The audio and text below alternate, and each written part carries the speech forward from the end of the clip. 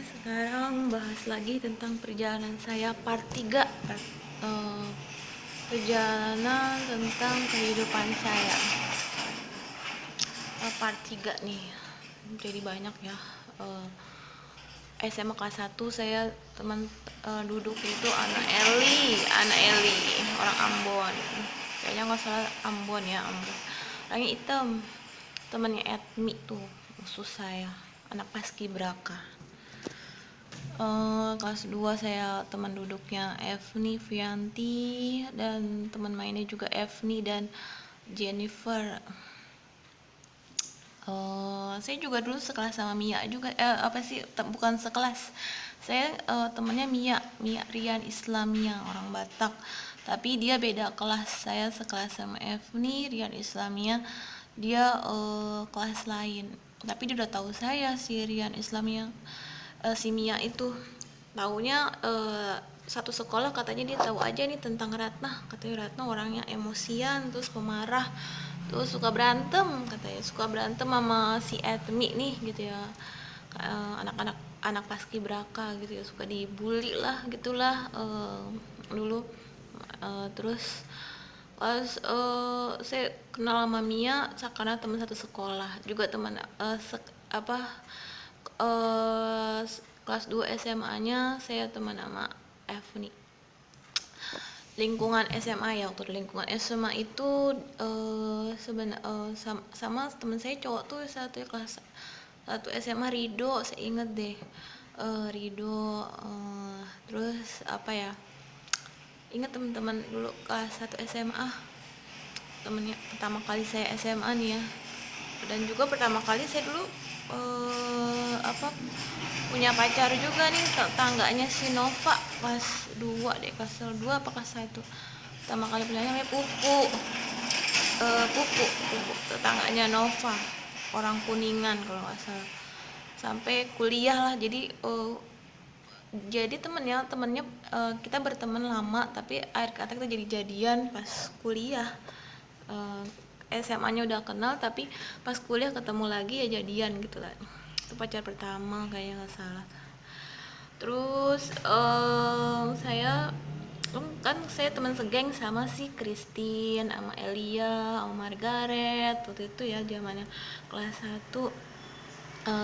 Sama dulu Margaret sukanya sama Ramses, dia adik kelas, dia disenengin sama si Ramses dulu waktu SMA. Ramses agak ganteng juga sih ya, modelnya Ramses itu. Jadi kita tuh sering kumpul di tempat rumahnya Christine. Dulu Christine masih ngontrak di Pulau. Christine Solo, Christine Bata masih ngontrak di Pulau. Christine juga suka gonta-ganti pacar tuh, dia teman pacarnya Madun Christine.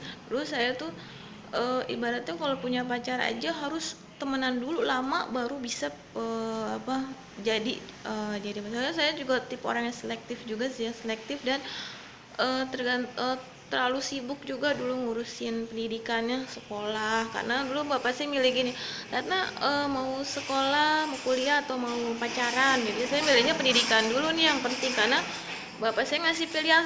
Bapak saya tuh termasuk kategori saya harus kasih pilihan mau yang mana dulu, jadi prioritaskan yang utama dulu ya. Saya lebih sibuk ke keluarga ya, ke keluarga, dan lebih sibuknya ke pendidikan, karir nanti ke depannya gitu. Nah, SMA saya juga teman sama si Nova tuh teman segeng saya tuh. Saya nggak tahu akhir kata dia jadi begini ya, maksudnya jadi blow up dan mantul banget ya. Jadi saya punya teman Padang itu, kalau saya gabungin Nova, teman SMA, Sopi, teman SD, dan juga kalau digabungin lagi sama kakak saya juga punya teman yang Padang, namanya Indah Susanti, dia teman Padang. Terus karena memang satu kumpulan ya sama Mbak Ananya Agi tuh, Mbak Ananya Mbak Maya itu, dia satu rekanan ya, angkatan 78 ya. Kalau saya gabung itu teman-teman waktu SMA sama temannya kakak saya Selestari yang Padang-Padang itu. Jadi ada Indah Susanti, terus temannya kakak saya Ai, sama Evni Fianti teman SMA saya, sama Sopi teman SD saya, terus banyak lah. Nah, karena di sini kan di lingkungan saya tuh ada organisasi Padangnya kuat ya, organisasi Padang kuat, organisasi Bataknya kuat, organisasi Jawanya juga kuat, maupun Jawa Tengah maupun Jawa Barat itu kuat di sini, kuat. Jadi sebenarnya saya nggak tahu apa-apa sih tentang apa organisasi-organisasi yang kuat-kuat seperti ini gitu ya. Jadi lebih apa sih yang kedepannya itu jadi mantul gitu ya, mantul melalui hubungan-hubungan saya di lingkungan keluarga, lingkungan teman, lingkungan perkuliahan saya gitu, jadi semua mantul. Nah, saya tuh terus saya kita kelas 2 SMA tuh mulai penjurusan. Tadinya di Psikotes itu saya sebenarnya jurusannya IPS, tapi saya minta kalau nanti saya nilainya bagus, saya cowok 3 mintanya IPA. Ternyata sehingga saya nilainya bagus tuh. Memang perjalanan saya dari kelas 1, kelas 2, kelas 3 nilai rapot saya bagus, menunjukkan memang saya ke dunia sains itu bisa gitu ya. Walaupun di psikotes saya IPS masuknya, saya tetap bisa ke IPA karena dari nilai-nilai saya yang sains itu bagus di SMA. Nah, karena saya juga banyak goncangan juga ya, goncangan tuh SMA, saya goncangan di keluarga, banyak masalah di banyak keluarga ya, tentang masalah tahu ekonomi. Jadi tentang kakak saya yang bermasalah dulu di SMA 14, kakak saya sering kecelakaan ya, kecelakaan, banyaklah sakitnya, banyaklah yang ibaratnya musibah-musibah gitu ya. Jadi bapak saya yang serba begini begitu. Saya termasuk kategori mandiri karena dari segi sekolah saya milih sendiri gitu. Kalau kakak saya kan serba diskusi, dia mau jurusan apa diskusi. Kalau saya jalan sendiri, SMP ke SMA saya milih SMA pilihan sendiri gitu. Jadi tidak pakai diskusi, jadi jalan aja sendiri karena bapak saya memberikan kesempatannya seperti itu gitu, untuk lebih mandiri. Tapi kalau kakak saya diskusi mau masuk kemana, masalahnya di siaran radio ya udah lama ya, mungkin Om Parno dari keluarganya, Om Parno, Bulikning, Agung, terus Eko dari keluarga saya, Hadi gitu, Bulik Tati istrinya Hadi, atau dari keluarga ibu saya juga mungkin dia termasuk masuk juga ke dalam siaran radio gitu ya. Tapi awalnya kayak dari Om Parno dan Ita deh dan Dodo masuk ke penyiaran radio, jadi akhirnya berkumpul semua jadi begini. Memang di sini banyak saya nggak ikutan karena memang nggak diajak dan tidak tahu informasinya. Saya berusaha sendiri aja, sampai seperti orang bodoh aja berusaha sendiri mencari jalan hidup, kerja keras gitu. Informasi saya cari sendiri, sampai saya juga tidak ada yang menolong gitu, tidak ada yang menolong kecuali bapak saya itu tulus, dia membantu saya gitu mencarikan rezeki. Jadi membantu cara kalau misalnya saya tidak mendapatkan pekerjaan, jadi di dunia pemerintahan atau PNS itu, saya bapak saya tuh udah ingin kontrakan gitu ya, usaha kontrakan buat saya gitu, jadi buat anak-anak yang belum bekerja. Jadi memang tuh, nah kontrakan saya itu kan kebetulan dia lama-lama ya, kayak Pak Wawan itu 13 tahun, Pak Tony, terus Victor, Ros, yang sekarang Ros dulu sekarang jadi bagian dari keluarganya Kusnandar, tangga saya si Ros itu yang ngontrak di keluarganya Kusnandar. Itu dia suaminya kan kembar ya kalau si Ros dulunya. Terus banyak sih saya dan lingkungan keluarga yang ibaratnya dulu saya nggak ketahui gitu, karena memang sih nggak deket. Saya terlalu banyak masalah di lingkungan keluarga, banyak masalah goncangannya. Jadi antara saya juga harus belajar, mengajar pendidikan, mengajar karir, mengajar uang, dan bantu keluarga buat kedepannya. Jadi nggak setengah-setengah sih, totalitas banget gitu ya. Di kuliah itu pas di kuliah saya berusaha keras untuk bisa nanti sesuai dengan persyaratan pekerjaan. Walaupun saya dulu nggak tahu ya, dulu jurusan IT tentang apa sih gitu, jadi programmer gimana sih gitu. Dulu saya masih keluarganya dari ekonomi banget, jadi beli komputer aja saya harus ibaratnya berjuang dulu. Pertama beli komputer saya kreditan, lama-lama saya bisa beli sendiri komputer. Pertama komputer PC, lalu laptop. Jadi itu nggak semudah orang membalikan telapak tangan ya. Orang kan mudah untuk mencuri hubungan atau apa, nggak semudah. Saya nggak instan, penuh perjuangan. Saya harus juga merawat nenek saya yang sakit, yang selalu tinggal dengan keluarga saya. Jadi saya harus mengejar pendidikan juga. Jadi tangan itu cuma dua buat saya. Dan saya juga selalu memanfaatkan waktu dengan mereka. Jadi sebisa mungkin, karena usia waktu itu tidak tahu ya kita. Bapak saya aja meninggal usia 64 tahun. Nenek saya meninggal usia 83 tahun. Saya selalu memanfaatkan waktu di mana saya harus bekerja, harus belajar, mengejar pendidikan untuk mendapatkan pekerjaan yang saya impikan, dan mana saya harus merawat keluarga saya, nenek saya, kedua orang tua saya apabila mereka ada apa-apa gitu. Karena memang di sini kan tidak ada lakinya ya, memang keluarga saya itu kan termasuk perempuan semua, termasuk cucunya bapak saya itu perempuan nih, gennya perempuan. Jadi nah bapak saya tuh menolong saya tuh gimana nih rezekinya si Ratna gitu ya, ibaratnya gitu ya.